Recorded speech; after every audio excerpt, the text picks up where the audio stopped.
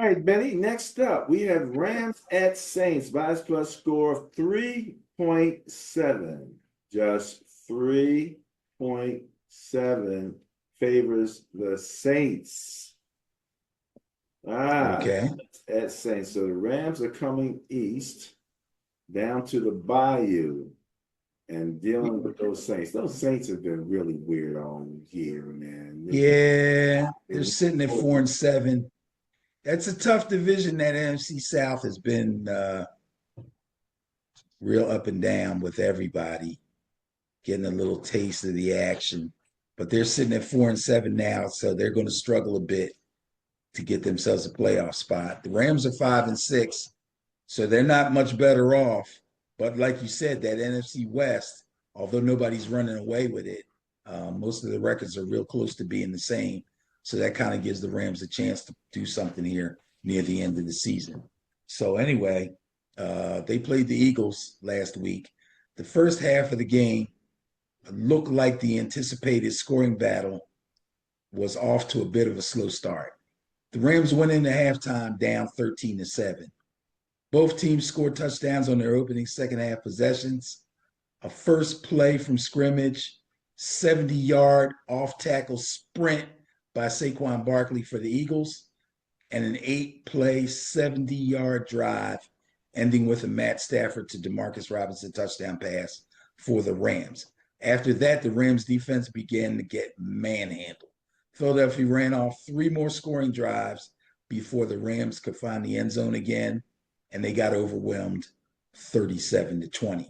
As far as the Saints are concerned, they're coming off the bye. The last time we saw them, they were handling their business against the Cleveland Browns. I can't remember. I believe that might have been Jameis's first game. No, I thought he won his first game. No, yeah. Anyway, they beat the Browns 35-14 last time they played. However, I'm going to go against the bias here. I think the Rams are going to have a little bounce back game of their own, put their offensive power back together, and take this one on the road. well, look at you. You're going against the bias. It's not that big, under 4 points favoring the Saints, but you're going with the Rams. All right, good stuff. Good stuff. All right, Benny, next up. Buccaneers at Panthers. Bias plus score of 18.6 favors the Buccaneers. 18.6? 18. Oh, that's a Yeah, nice you bias. know. Yeah. So Bucks are sitting at 5-6. They are the defending champs of the NFC South. And they look like they're primed to make a run and try to repeat that when they travel to Carolina this weekend. Now, last weekend, they boat raced my New York Giants 30-7. It was ugly. They scored on 5 of their first 6 possessions. They opened a 30-0 lead by the third quarter of the game. Baker threw for 294. Sparkling, for lack of a better word, 24 of 30. Very nice. Baker looked great. He completed at least one pass to 11 different players. But the number one guy was just returning from his hamstring injury, and that was Mike Evans. Now, all 3 Buccaneers running backs, Bucky Irving, Rashad White, and even the third string guy, Sean Tucker, they all scored touchdowns on the ground. And Baker scored one on the ground also. They totaled 157 yards on the ground in total. As far as the Panthers are concerned, I don't know if folks have been paying attention, but ever since Bryce Young got his starting job back, he's looked far more confident and he's been pretty efficient. He almost engineered a victory over the Kansas City Chiefs last weekend. He threw for 262, 1 touchdown, no turnovers. He led the Panthers back from 11 points down, and that was in the fourth quarter, and they actually tied the score on a Chuba Hubbard touchdown run, and they converted the 2-point conversion to get that tie. That was with a minute 46, a minute 46 left in regulation. Unfortunately, up to that point, they had struggled to get into the end zone, and they had to settle for 4 field goals by Eddie Pinheiro. If they had made one or two of those field goals touchdowns, they could have upset the Chiefs. The Chiefs put together a final drive and converted a field goal to win 30-27 as time expired. I got to go with the Buccaneers here. Another NFC South win for them. It's going with the bias, going with the Bucks, man. Little Bryce is getting it in a little bit there, man. He's looking a little bit better, you know, handling his NFL duties.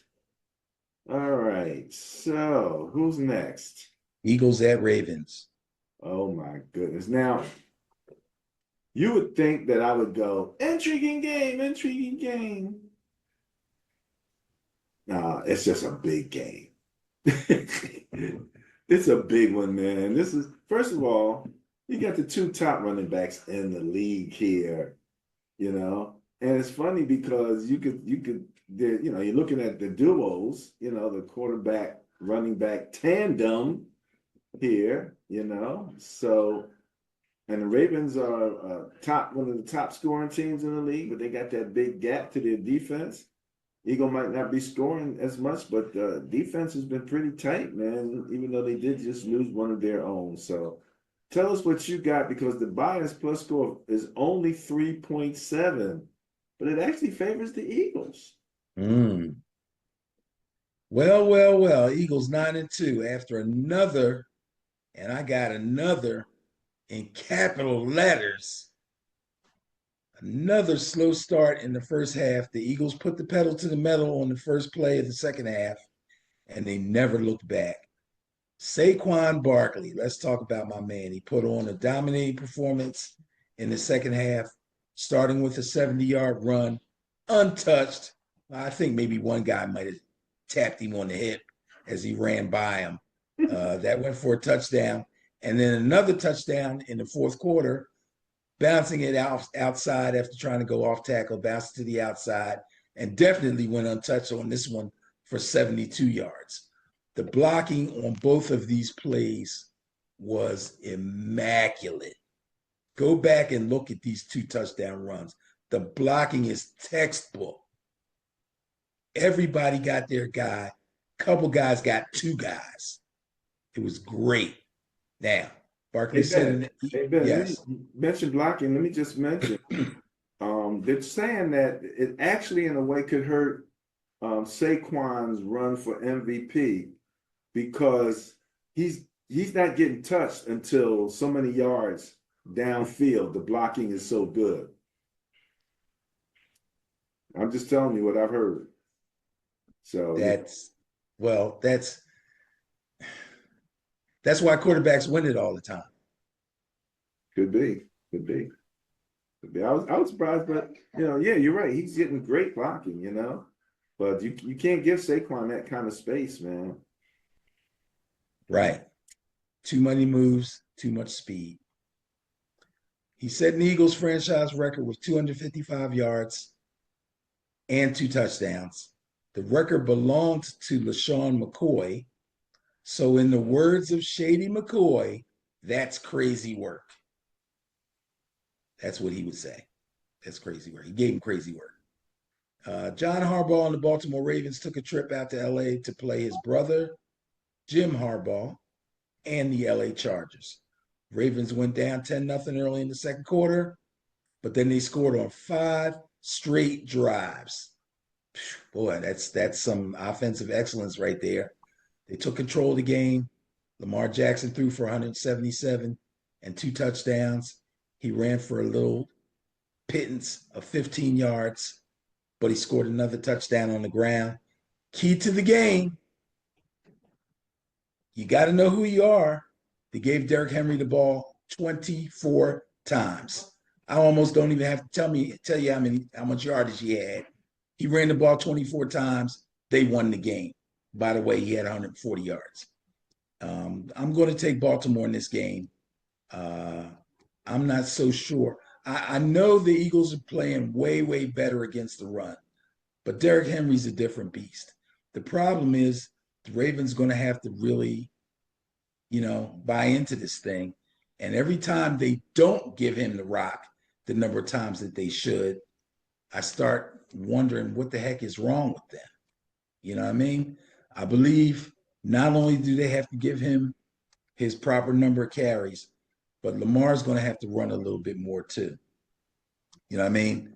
6 carries for 15 yards ain't going to get it.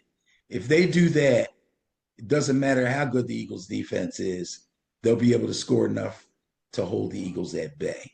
Problem for the Ravens is they're not very good against the pass. Well, I'm sorry, I'm saying it backwards. The problem for the Eagles is the Ravens' strength is against the run.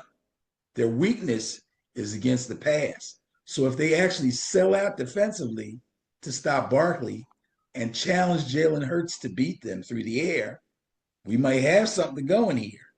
So I'm going to go with the Ravens at home. Interesting. When you look at it that way, Dominic Foxworthy. I'm listening to him, and I forget what show it was, but the guys like Stink, those guys who are very much on top of the what's going on the line of scrimmage. We're talking about Derrick Henry now. I think you were like the first person that I heard throw a number out. Says if Derrick Henry don't get the ball this many times, they're not going to win. Right. I came out with a slightly different number, but we're both in the same ballpark.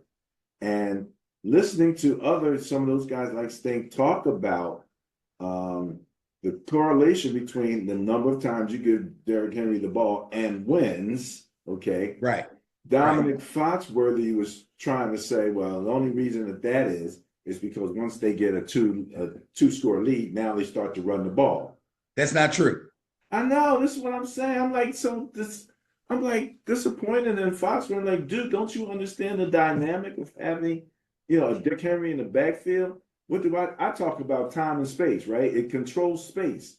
It makes your line. First of all, it controls personnel.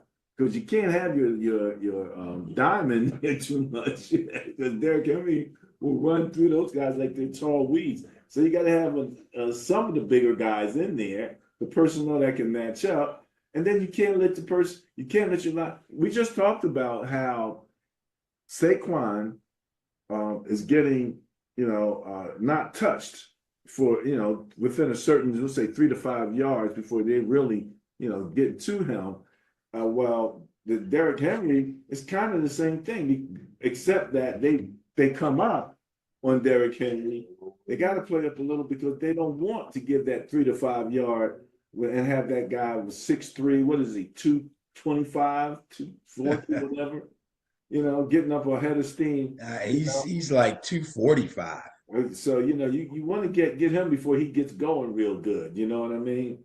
Or he'll be stepping over through and by you. So, I can't wait to see this game. I just think that this game is just a big one. This is a heavyweight matchup right here.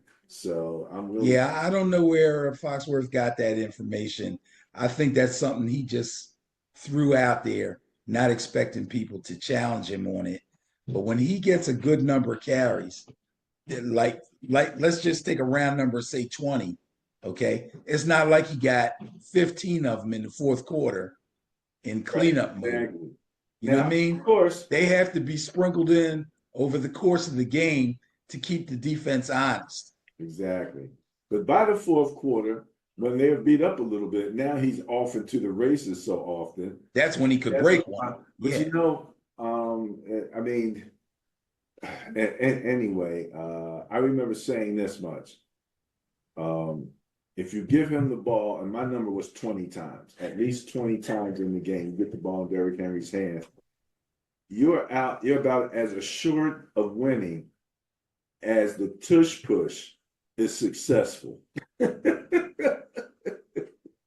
You might be onto something there. Okay, that's about your success rate there. So I mean, it does seem that way when you really look at it. I think my number was minimum 18. right. And I tell you what, they don't even try to throw the ball to him. They haven't. When I'm doing these numbers and looking at the write-ups and checking stats when I report on these games, I always look in the receiving column for the running backs because I want to see if they did pretty well receiving as well as running. I want to give their total yardage and total touches. They do not throw to they. It's not even like he gets 3 targets a game. They Wow, don't throw to him hardly at all. wow. But then they I bring might the have to other look back. that up and see. They bring the other back in. You expect them to throw that to him. Yes, and I understand. Okay, this is your bell cow. This guy's your third down back who's expected to be able to run the ball from scrimmage and get outside and catch the ball and run with it. That's Justice Hill, and I get it. That's his role. But if you swing Derrick Henry out in the flat and just flip it to him underhand, that's a problem. Some poor linebacker, D safety, D back is going to have to face that guy up, and there's a stiff arm that I've seen him throw in people's face that's ridiculous. So, yeah, Yeah, now he's doing this thing where he's stiff arming and throwing the guy down. He's like palming their helmet and just throwing them down on the ground. oh Oh, my goodness, this is going to be so much fun. And Benny, this is a 4 o'clock game. This ain't even the Sunday night game. good. This is what 4:30, I think. So, yeah, I'll be awake for this whole game, no doubt about it. No doubt about it.